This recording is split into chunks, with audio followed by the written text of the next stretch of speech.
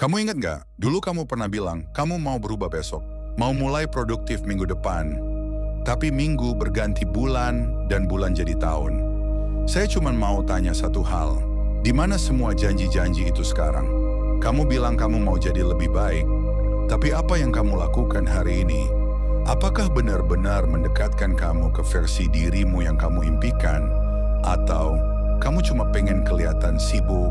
Saya tahu rasanya. Ngasih harapan ke diri sendiri, tapi nggak pernah benar-benar jalan. Dan mungkin kamu capek ngerasa stuck, capek pura-pura kuat, tapi kamu juga tahu, nggak ada yang akan berubah kalau kamu terus nunda. Dan mungkin dengan ngeklik video ini, kamu lagi cari cara buat mulai jadi lebih baik. Kalau iya, kamu ada di tempat yang tepat. Kita mulai bareng-bareng, pelan-pelan, tapi pasti. Kenapa kita sering banget bilang, besok baru mulai atau nanti, sekarang masih belum waktunya? Apakah itu berarti kita malas? Mungkin sebagian orang akan bilang begitu. Tapi saya rasa itu lebih dari sekadar malas. Ini soal kebiasaan. Kebiasaan yang mengarah ke cara kita berpikir. Kenapa kita bisa terjebak dalam siklus itu? Kenapa kita terus menunda perubahan meskipun kita tahu kita bisa lebih baik? Saya sadar, kita semua punya alasan. Mungkin kamu bilang, saya capek, saya butuh istirahat. Atau, saya belum siap, nanti dulu aja. Tapi yang sebenarnya terjadi adalah, kita seringkali membiarkan rasa tidak nyaman itu menghalangi langkah kita. Rasa takut gagal, rasa nggak yakin dengan kemampuan diri sendiri. Atau bahkan, rasa malas yang datangnya dari kebiasaan buruk. Tapi satu hal yang saya temukan, perubahan itu nggak harus besar. Perubahan itu bisa dimulai dari langkah kecil yang kita ambil hari ini. Bukannya menunggu waktu yang tepat atau menunggu motivasi datang. Kita nggak perlu menunggu sampai besok. Kalau kamu benar-benar ingin mulai jadi lebih baik, kamu bisa mulai sekarang. Dan mungkin, kamu perlu sistem yang benar, bukan hanya niat yang besar. Jadi sekarang, mari kita bahas apa saja langkah-langkah sederhana tapi berdampak yang bisa kamu lakukan untuk benar-benar menjadi pribadi yang lebih baik lewat produktivitas yang bermakna. 1. Mulai dengan tujuan akhir. Stephen Covey, begin with the end in mind. Salah satu prinsip pertama yang saya ingin bahas datang dari buku terkenal The 7 Habits of Highly Effective People oleh Stephen Covey. Di buku ini, Covey mengajarkan kita untuk mulai dengan tujuan akhir. Ini bukan hanya tentang membuat daftar hal-hal yang ingin kita capai, tapi lebih pada memvisualisasikan versi terbaik dari diri kita di masa depan. Tanyakan pada diri kamu, apa yang ingin kamu capai dalam hidup ini? Mungkin itu adalah impian besar, seperti membangun karir yang sukses, menulis buku, atau hidup sehat. Tapi untuk mencapainya, kamu harus tahu kemana kamu pergi. Bayangkan kalau kamu sedang merencanakan perjalanan panjang. Jika kamu tidak tahu tujuan akhir, bagaimana kamu bisa tahu jalan mana yang harus ditempuh? Begitu juga dengan hidup kita.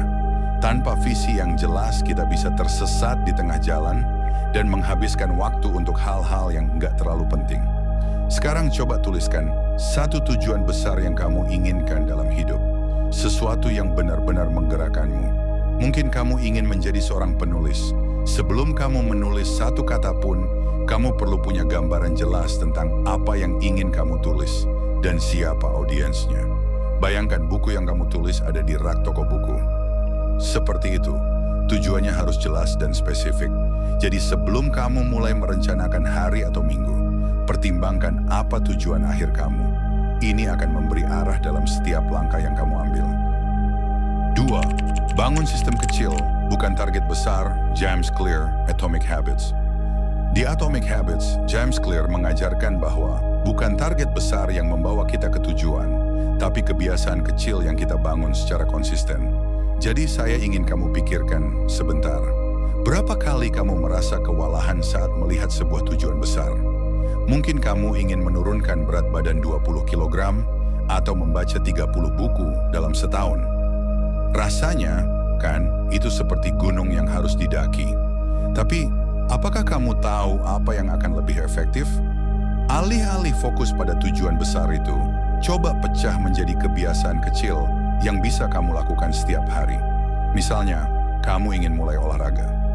Daripada memikirkan, saya harus latihan 1 jam setiap hari, mulai saja dengan 10 menit per hari. Lakukan itu secara konsisten. Kamu tahu kenapa? Karena setelah kamu melakukannya berulang kali, kebiasaan itu akan mengarah pada perubahan besar. Dengan konsistensi, 10 menit sehari itu bisa jadi lebih dari cukup. Bayangkan ini jika kamu menabung sedikit demi sedikit setiap hari, mungkin nominalnya terlihat kecil, tapi jika dilakukan setiap hari, uang itu akan bertambah. Sama halnya dengan kebiasaan, sedikit yang konsisten akan memberikan hasil yang luar biasa. Jadi bukan tentang seberapa besar tujuanmu, tapi tentang berapa sering kamu melangkah ke arah tujuan itu. Kerja fokus, bukan kerja sibuk. Cal Newport, Deep Work. Di Deep Work, Cal Newport memberikan sebuah wawasan yang sangat penting. Kerja fokus jauh lebih efektif daripada hanya sekedar bekerja secara sibuk. Banyak dari kita mungkin merasa sudah bekerja keras sepanjang hari, tapi tetap merasa tidak produktif. Mengapa? Karena kita terjebak dalam apa yang disebut dengan kerja sibuk. Aktivitas yang membuat kita merasa lelah, tapi tidak membawa hasil yang signifikan. Pernahkah kamu merasa bekerja sepanjang hari, tapi hasilnya tidak sebanding dengan usaha yang dikeluarkan? Itu karena kita sering teralihkan oleh hal-hal kecil, seperti notifikasi ponsel, media sosial, atau email yang tidak terlalu penting. Begini cara Newport menjelaskan hal ini. Saat kita bekerja dalam keadaan teralihkan, kualitas kerja kita menurun. Fokus yang penuh memberikan hasil yang lebih cepat dan lebih berkualitas. Misalnya, kamu sedang belajar untuk ujian. Daripada mencoba belajar dengan membuka beberapa tab di laptop, ponsel, dan juga media sosial, cobalah untuk menjauhkan segala gangguan dan bekerja fokus selama 1 jam penuh. Fokus yang mendalam dalam waktu singkat akan lebih bermanfaat daripada bekerja 3 jam dengan gangguan yang terus-menerus. Bayangkan kamu sedang mencoba memotong kayu dengan kapak. Jika kamu terus-menerus mengalihkan perhatian dan menunda, hasilnya akan lebih lama. Namun, jika kamu memotong kayu itu tanpa gangguan, 1 tebasan bisa sangat efektif. Fokus adalah kunci untuk menghemat waktu dan tenaga. Jadi, mulailah membuat blok waktu khusus untuk bekerja dengan fokus tanpa gangguan. Matikan notifikasi, atur waktu dengan jelas, dan fokuslah pada satu tugas yang benar-benar penting. Hasilnya akan sangat terasa. Fokus pada yang paling penting, Greg McKeown, Essentialism. Di Essentialism, Greg McKeown mengajarkan kita untuk fokus hanya pada hal-hal yang benar-benar penting dan menghilangkan segala sesuatu yang tidak mendukung tujuan kita. Kita seringkali terjebak dalam berbagai aktivitas, merasa bahwa kita harus melakukan segalanya. Namun semakin banyak yang kita coba lakukan, semakin sedikit yang benar-benar berhasil. Ini adalah kenyataan yang sering kita alami. Terlalu banyak pilihan membuat kita tidak fokus. Pernahkah kamu merasa terjebak dalam begitu banyak hal, sampai-sampai kamu tidak tahu mana yang harus diprioritaskan? McKeown mengajak kita untuk memilih hanya apa yang benar-benar penting dan bernilai, dan berani mengatakan tidak pada hal-hal yang hanya menghabiskan waktu dan energi kita. Coba bayangkan, kamu bekerja di kantor dengan daftar tugas yang panjang. Daripada mencoba menyelesaikan semuanya, pilihlah 1 tugas yang paling penting dan berdampak besar untuk hari itu. Fokus pada itu dan selesaikan terlebih dahulu. Bayangkan kamu seorang pemahat patung. Jika kamu mencoba memahat semuanya sekaligus, hasilnya pasti tidak maksimal. Tapi jika kamu hanya fokus pada 1 bagian patung dan memberikan perhatian penuh, hasil akhirnya akan jauh lebih memuaskan. Jadi penting untuk bertanya pada diri kita, apa yang benar-benar akan membuat perbedaan besar, dan fokuskan energi kita hanya pada itu. Jadikan rintangan sebagai peluang. Ryan Holiday, The Obstacle is the Way. Dalam bukunya The Obstacle is the Way, Ryan Holiday mengajarkan kita bahwa setiap rintangan yang kita hadapi sebenarnya adalah peluang untuk tumbuh dan berkembang. Kita semua pasti pernah menghadapi tantangan besar dalam hidup, baik itu dalam pekerjaan, hubungan, atau bahkan kesehatan. Namun bagaimana kita merespons tantangan itu yang akan menentukan bagaimana kita berkembang. Pernahkah kamu merasa putus asa atau frustrasi ketika menghadapi masalah? Mungkin kamu berpikir masalah tersebut adalah hambatan yang sulit untuk diatasi. Tapi, apa yang akan terjadi jika kamu mulai melihat rintangan itu sebagai kesempatan untuk belajar dan menguji dirimu? Ryan Holiday mengutip kata-kata dari filsuf Stoik, Marcus Aurelius, yang mengatakan, "Apa yang menghalangi jalanmu adalah jalan itu sendiri." Misalnya, kamu sedang menghadapi masalah di pekerjaan. Alih-alih mengeluh dan merasa terbebani, coba lihat masalah itu dari sisi lain. Apa yang bisa kamu pelajari dari situasi ini? Mungkin kamu belajar cara baru untuk memecahkan masalah atau meningkatkan keterampilan yang belum kamu kuasai.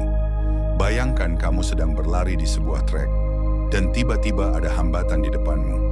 Kamu bisa berhenti dan menyerah, atau kamu bisa melompatinya dan melanjutkan lari dengan lebih kuat. Hambatan itu bukanlah akhir dari perjalanan, tapi justru bagian dari proses untuk membuatmu lebih kuat. Jadi setiap kali kamu menghadapi tantangan, ingatlah bahwa rintangan itu adalah bagian dari perjalananmu untuk menjadi lebih baik. Jangan takut untuk menghadapinya, karena itu bisa menjadi kesempatan besar untuk berkembang.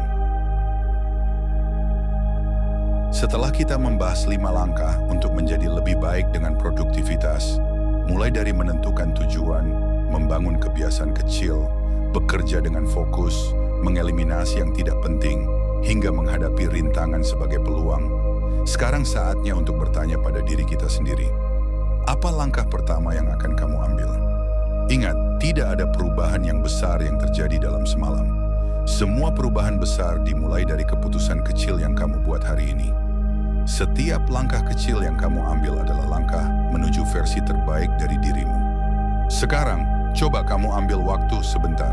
Ambil buku catatan atau buka aplikasi catatan di HP kamu. Tulis satu hal kecil yang bisa kamu ubah hari ini. Satu langkah sederhana yang bisa kamu mulai, entah itu bangun lebih pagi, menyelesaikan tugas tepat waktu, atau menahan diri dari distraksi media sosial. Jangan cuma nonton, jangan cuma manggut-manggut. Mulai tulis, mulai gerak, karena perubahan itu nggak datang dari motivasi semata, tapi dari tindakan kecil yang konsisten.